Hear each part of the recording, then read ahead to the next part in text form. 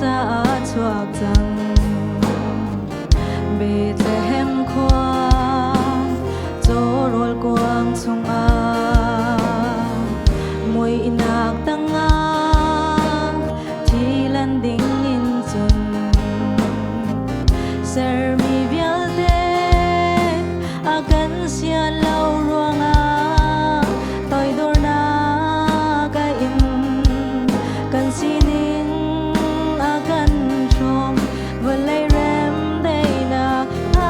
ta ara Christmas nangam dei nak nang sina phan se valai tan tu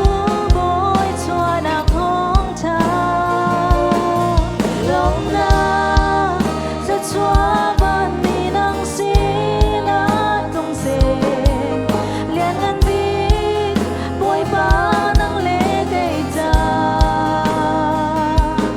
aruk dum cha tu zong za kan sina ko Emmanuel